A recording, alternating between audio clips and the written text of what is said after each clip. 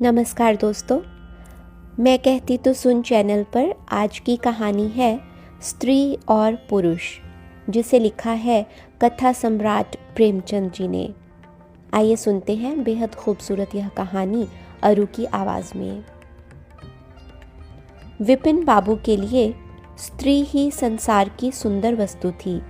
वह कवि थे और उनकी कविता के लिए स्त्रियों के रूप और यौवन की प्रशंसा ही सबसे चित्ताकर्षक विषय था। उनकी दृष्टि में स्त्री जगत में व्याप्त कोमलता, माधुर्य और अलंकारों की सजीव प्रतिमा थी। जबान पर स्त्री का नाम आते ही उनकी आंखें जगमगा उठती थीं, कान खड़े हो जाते थे, मानो किसी रसिक ने गाने की आवाज़ सुन ली हो। जब से होश संभाला तभी से उन्होंने उस सुंदरी की कल्पना करनी शुरू की जो उनके हृदय की रानी होगी। उसमें उषा की प्रफुल्लता होगी, पुष्प की कोमलता, कुंदन की चमक, वसंत की छवि, कोयल की ध्वनि। वह कवि वर्णित सभी उपमाओं से विभूषित होगी। वह उस कल्पित मूर्ति के उपासक थे, कविताओं में उसका गुण गाते। वह दिन भी समीप आ गया जब उनकी आशाएं हरे हरे पत्तों से लहराने लगी। उनकी मुरादें पूरी होने के दिन नज़दीक आ गए। कॉलेज की अंतिम परीक्षा समाप्त हो गई थी और विवाह के संदेशे आने लगे थे। विवाह तय हो गया। विपिन बाबू ने कन्या को देखने का बहुत आग्रह किया, लेकिन जब उनके मामू ने विश्वास दिलाया कि लड़की बहुत ही रूपवती है, मैंने अपनी आंखों से देखा है, तब वह राजी हो गए। धूमधाम से बारात निकली और विवाह का मुहूर्त आया। वधू आभूषणों से सजी हुई मंडप में आई तो विपिन को उसके हाथ पांव नजर आए।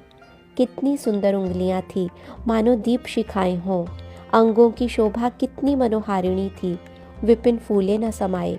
दूसरे दिन वधू विदा हुई तो वह उसके दर्शनों के लिए इतने अधीर हो गए कि ज्यों ही रास्ते में कहारों ने पालकी रखकर मुंह हाथ धोना शुरू किया, वह चुपके से वधू के पास जा पहुंचे।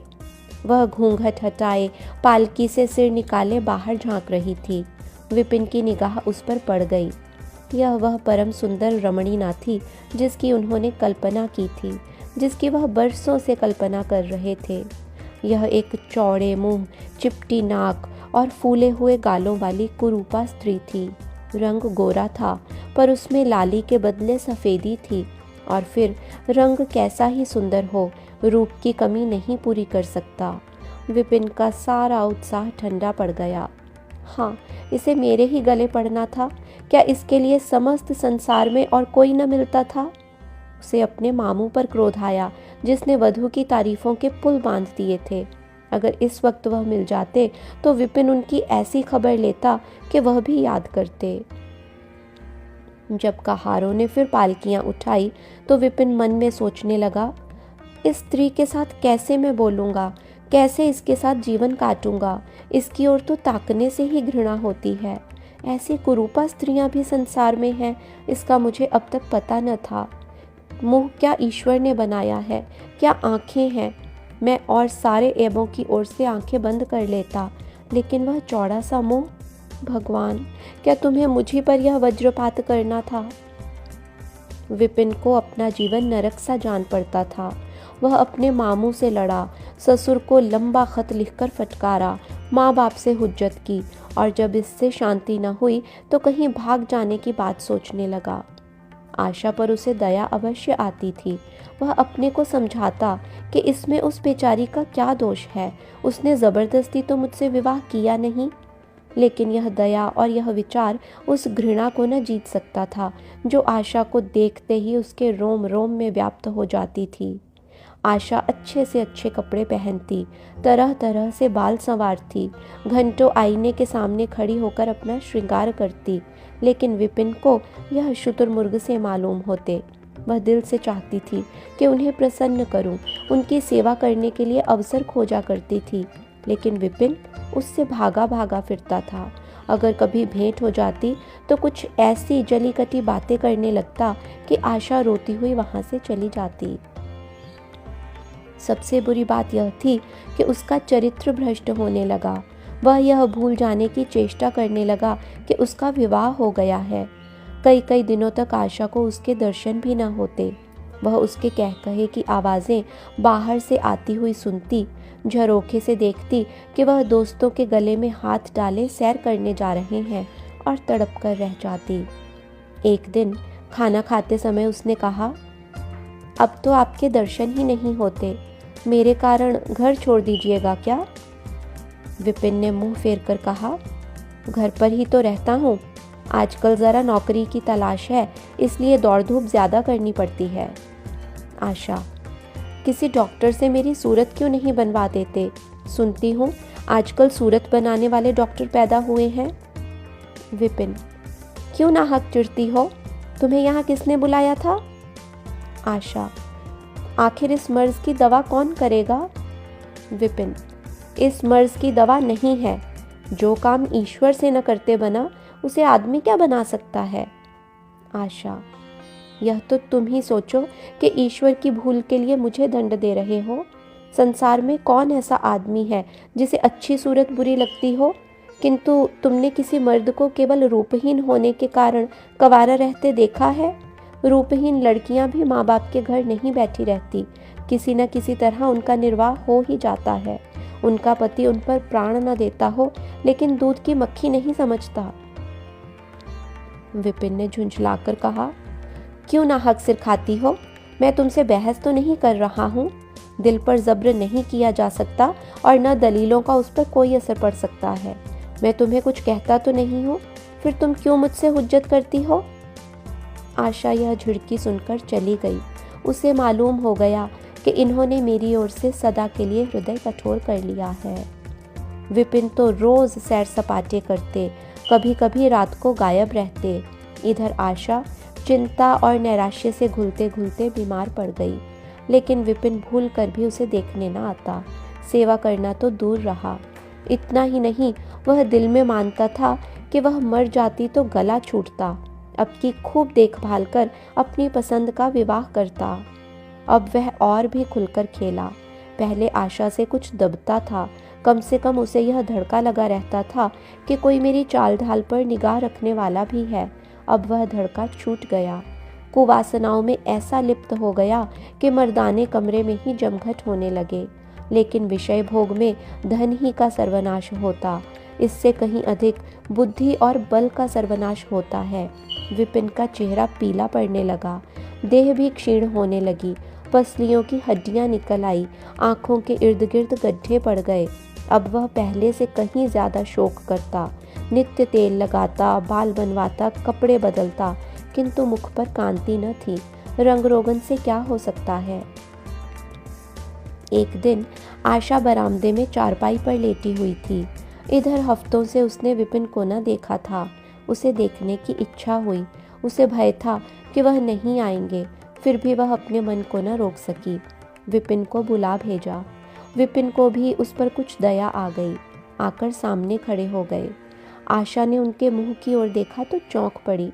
वह इतने दुर्बल हो गए थे कि पहचानना मुश्किल था।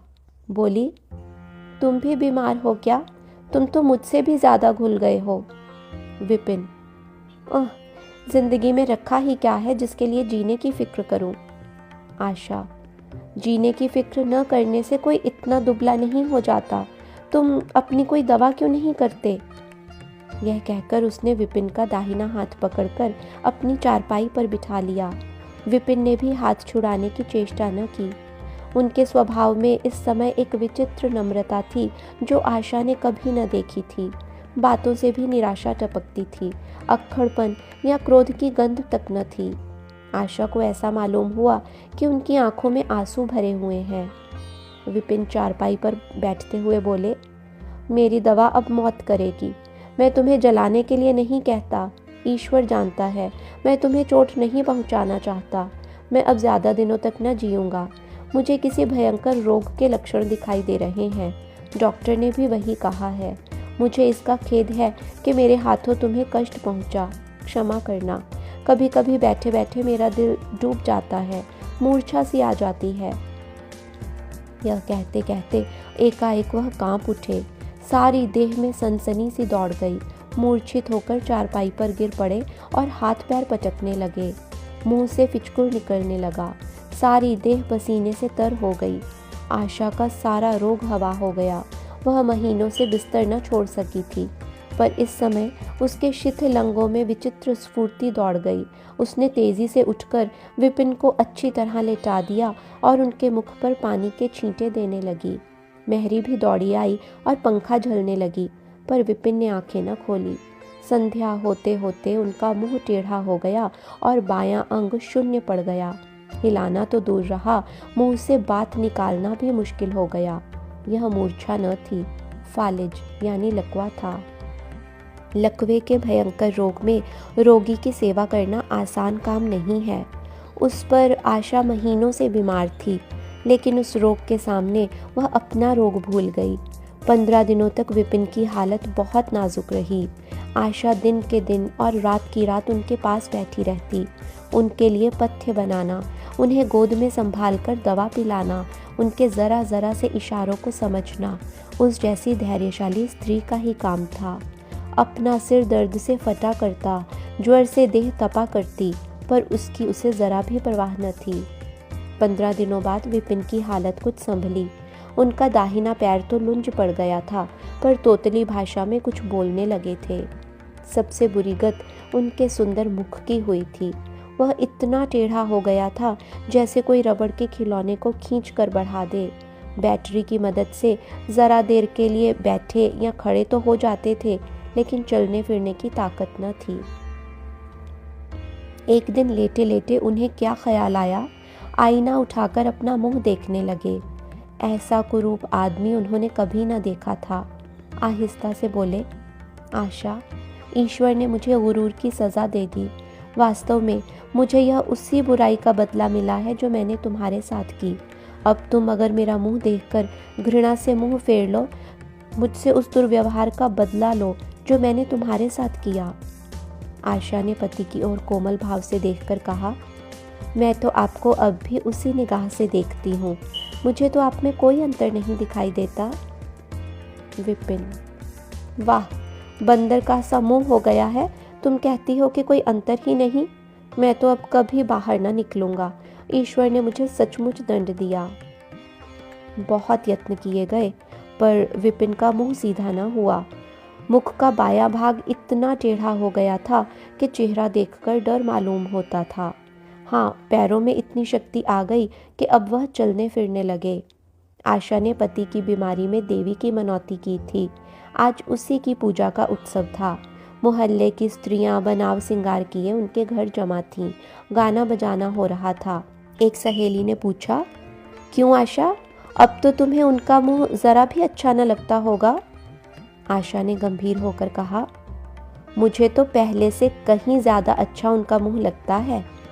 चलो, बातें बनाती हो। नहीं बहन, सच कहती हूँ, रूप के बदले मुझे उनकी आत्मा मिल गई, जो रूप से कहीं बढ़कर है। विपिन कमरे में बैठे हुए थे। कई मित्र जमा थे। ताश हो रहा था। कमरे में एक खिड़की थी जो आंगन में खुलती थी।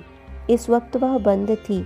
एक मित्र ने उसे चुपके से खोल दिया और शीशे से झांककर विपिन से कहा, आज तो तुम्हारे यहाँ परियों का जमघट लगा है। विपिन, इसे बंद कर दो। अजी, ज़रा देखो तो कैसी कैसी सूरतें हैं। तुम्हें इन सबों में कौन सबसे अच्छी मालूम होती है? विपिन ने उड़ती हुई नज़रों से देखकर कहा, मुझे तो वही सबसे अच्छी मालूम होती है जो थाल में फूल रख रही है। वाह रे आपकी निगाह, क्या सूरत के साथ तुम्हारी निगाह भी बिगड़ गई? मुझे तो वह सबसे बदसूरत मालूम होती है, इसलिए कि तुम उसकी सूरत को देखते हो और मैं उसकी आत्मा को देखता हूँ। अच्छा, यही मिसेस विपिन है? जी हाँ, यह वही देवी हैं। धन्यवाद दोस्तों। उम्मीद है यह सुंदर सी कहानी आपको पसंद आई होगी। इसी तरह की और भी ढेर सारी कहानियाँ सुनने के लिए हमारे साथ जुड़े रहें, हमारे चैनल को सब्सक्राइब करके। अगली कहानी के साथ आपके साथ फिर मुलाकात करेंगे। तब तक के लिए नमस्कार।